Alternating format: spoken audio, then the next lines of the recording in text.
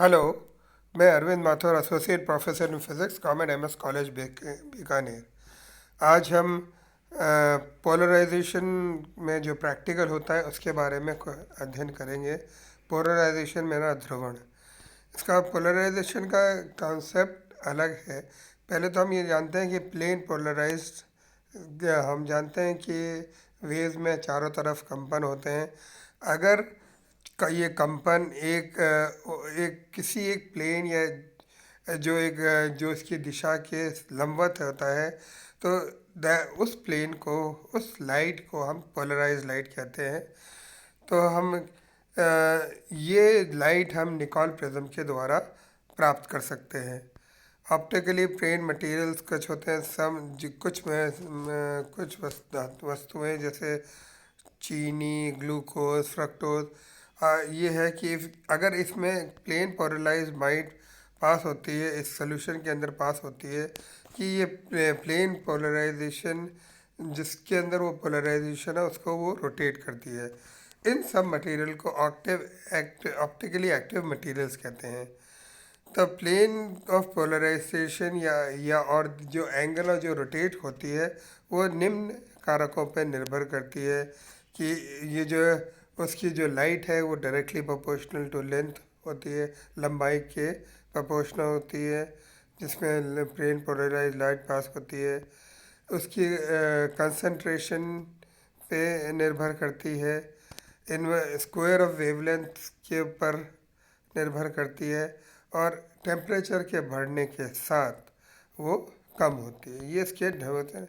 इन चारों को मैं अगर इकट्ठा करूं तो मैं ये लिख सकता हूँ कि थीटा जो एंगल है is directly proportional to L C, या इस प्रोपोर्शनलिटी कांस्टेंट को हटाओ तो एक कांस्टेंट लगाना पड़ेगा, तो S/10/L/C, जहाँ S कांस्टेंट है उसको अपन स्पेसिफिक रोटेशन कहते हैं। या हम कह सकते हैं कि S = 10 θ/L/C। अगर हम L को 10 सेंटीमीटर लें और C को 1 ग्राम/cc लें, तो हम S = θ, यानी कि एट कांस्टेंट टेम्परेचर, तो एक गिवन वेवलेंथ का rotation of plane polarise is caused by the solution. अगर उसकी कंसंट्रेशन 1 ग्राम/cc हो और हम ट्यूब की जो सॉल्यूशन की लंबाई 10 सेंटीमीटर लें, तो उस स्थिति में थीटा को, जो एंगल ऑफ रोटेशन है, उसको हम स्पेसिफिक रोटेशन कहते हैं। एक स्पेसिफिक रोटेशन ज्ञात करने के लिए हमारे पास जो अपैरेटस काम करते हैं उसको हम पोलैरीमीटर कहते हैं। और पोलैरीमीटर के अंदर तीन चीज़ें होती हैं, एक तो पोलराइज़र, एक पोलैरीमीटर ट्यूब और एक एनालाइज़र। पोलराइज़र का जैसे जो इसकी जो व्यवस्था है, ये इस डायग्राम में दी है। हम इसके पोलराइज़र, ये इसके अंदर पोलराइज़र जो है वो एक कॉन्वेक्स लेंस होता है एल, जो वो एक एंड ऑफ पोलराइज़र के बीच में रखा जाता है। एक सोर्स ऑफ लाइट एस, जो किसी मोनोक्रोमेटिक लाइट के सोडियम लैंप से आ रही है, वो इसके अंदर फोकस होती है, और इस सोर्स से हमें पैरेलल बीम्स की प्राप्ति होती है।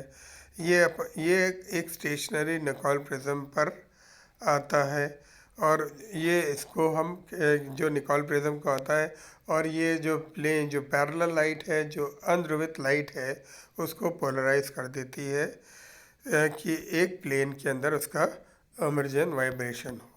उसके बाद पोलैरीमीटर ट्यूब आती है।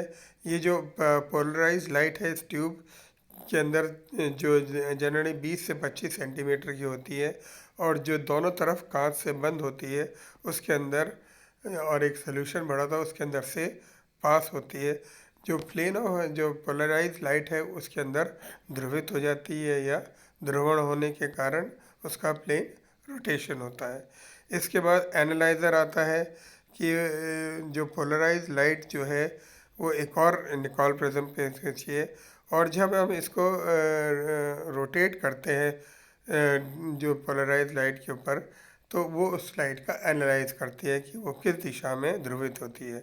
और ये भी निकॉल प्रिज्म के द्वारा काम होता है, मगर इसका काम, क्योंकि ये ज्ञात करने के लिए होता है कि किस दिशा में ध्रुवित होना है, तो इसको हम एनालाइजर करते हैं। और एंगल ऑफ रोटेशन को ज्ञात करने के लिए हमें इस पोलराइज़र के साथ एक वर्नियर स्केल का उपयोग करते हैं, जिसके अंदर आई पीस होता है, और इससे हम इसका ज्ञात कर सकते हैं कि किस दिशा में ये रोटेट कर रहा है। इसके बाद एक सेंसिटिविटी डिवाइस होती है, और इसको ज्ञात करने के लिए हमारे पास दो तरीके हैं। एक तो लॉरेंस हाफ शेड मेथड और एक बाइकॉर्ड्स डिसाइज। ये लॉरेंस हाफ शेड मेथड हम तब काम में लेते हैं जब हम मोनोक्रोमेटिक लाइट जैसे सोडियम लाइट का उपयोग करते हैं, और अगर हमारे पास वाइट लाइट है जो सामान्य प्रकाश है, वो अगर यूज़ करते हैं तो बाइकॉर्ड्स light. Laurent's half shade method में ये है कि ये दो सेमी सर्कुलर प्लेट से बना होता है, और ये डायमीटर के अक्रॉस होता है। और एक semi circular plate is half cord से बना होता है, हाफ प्लेट विच इज जो ऑप्टिक एक्सिस से कनेक्ट होता है। और जब इसके अंदर लाइट पास होती है, तो ये इसके अंदर एक पाथ डिफरेंस लेमडा बाई 2 का बना देता है। इसके अंदर हम दो लाइट्स होती हैं, एक ऑर्डिनरी लाइट और एक्स्ट्राऑर्डिनरी लाइट, ये इसके अंदर आते। तो जो सेकंड सेमी सर्कुलर प्लेट है, ये इज ऑर्डिनरी ग्लास प्लेट, और इसके इससे ये after pass about the remain, इसके पास करने के बाद, और ये जब हम इसके अंदर पोलराइज़र पी में डालते हैं, और जब ये लाइट एमर्जिंग इसके अंदर से निकलती है, तो इसके अंदर ऐसे हमें हाफ शेड मिलता है।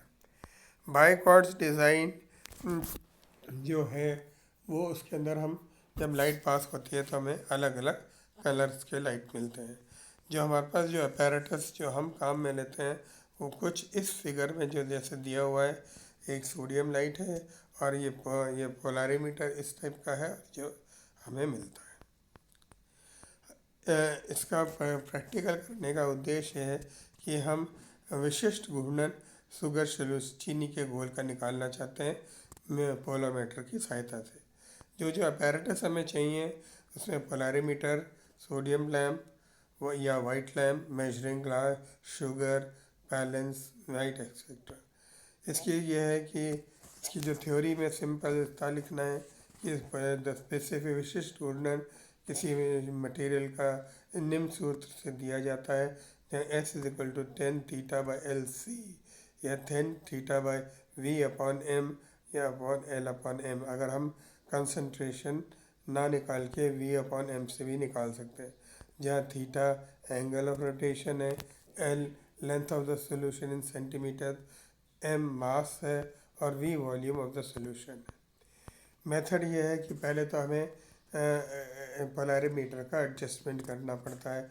इसको एडजस्टमेंट मॉडल करने से के लिए हमें लॉरेंस हाफ शेड मेथड के लिए हम सोडियम लाइट का उपयोग करेंगे, और अगर बाइकॉर्ड्स प्रिज्म है तो वाइट लाइट का उपयोग करेंगे। हम इसका रीडिंग याद करने के लिए पहले हम लीस्ट काउंट निकालते हैं, और जो पोलैरिमीटर के ट्यूब के जो ग्लास एंड्स हैं उसको हम साफ़ कर देते हैं, और इस ट्यूब में सबसे पहले डिस्टिल्ड वाटर बनते हैं, और ऐसा भरते हैं कि इससे कोई भी एयर बबल ना रहे। इसके और इस ये जो ट्यूब जिसमें हमने डिस्टिल्ड वाटर भरा है, इसको हम पोलैरिमीटर के पोलराइज़र और एनालाइज़र के बीच में रखते हैं। पोलैरिमीटर से जो लाइट आती है वो, और जो लाइट आती है वो हम आई पीस के थ्रू में, जो हाफ शेड मेथड में बहुत सेमी सर्कुलर प्लेट्स आर ये ऑफ अनइक्वल इंटेंसिटी, और हमें 1/2 और इसके अंदर इज रोटेटेड क्लॉकवाइज, और ऐसा होता है कि position of equilibrium is obtain, दोनों समान है।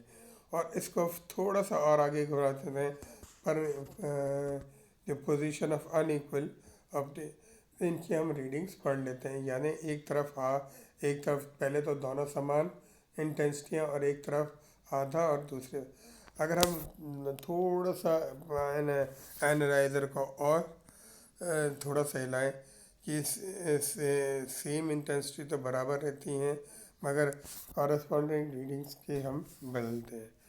शुगर सॉल्यूशन को बनाने के लिए सिंपल सा क्या है कि हम 10 ग्राम शुगर का वेट करते हैं और उसको फिज़िकल बैलेंस से उसको हम एक पोलर मेजरिंग ग्लास में रख देते हैं। फिर उसके अंदर चीनी भरते हैं, 100 ml पानी में इसको घोलते हैं और इसका क्लियर सोल्यूशन, अगर क्लियर सोल्यूशन नहीं बनता तो उसको हम फिल्टर कर लेते हैं।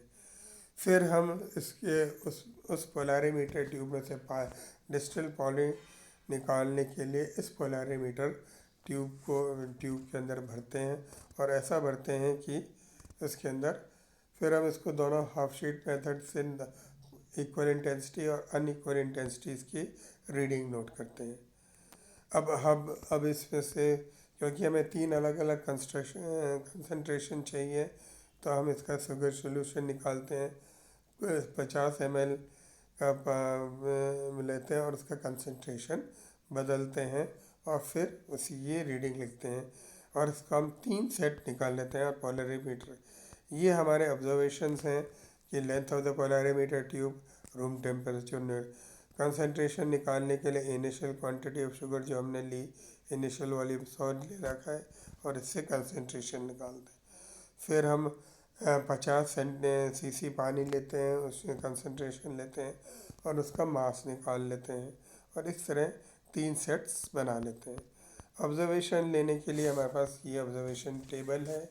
इसमें लिक्विड का जो हमने लिया उसका हम क्लॉकवाइज और anti clockwise main scale, vernier scale और टोटल रीडिंग लेते हैं और इन दोनों का मीन रीडिंग लेके ABCD।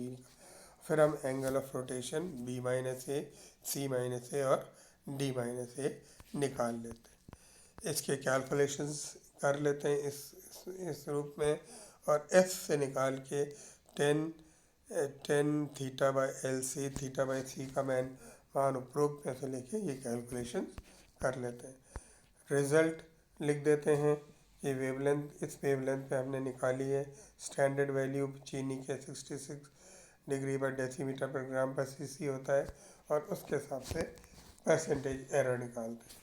इसमें जो पॉसिबल जो एरर्स होती हैं कि पोलैरिमीटर ट्यूब का साफ़ ना होना, शुगर सॉल्यूशन जो ट्रांसपेरेंट नीचे नहीं होना, एयर बबल्स होना, इक्वल इंटेंसिटी और करेक्टली नहीं डिटरमाइन करना, पोजीशन ऑफ जब हम एक कंप्लीट साइकिल लिखते हैं तो और इसके बाद हमें कुछ प्रिकॉशंस रखने हैं कि पोलैरिमीटर पे बेस क्लब प्रॉपरली क्लीन, उसके अंदर जो ट्यूब है वो रिंस करनी चाहिए उसके, जिससे उसके आराम से आ जाए, एयर बबल नहीं होने चाहिए।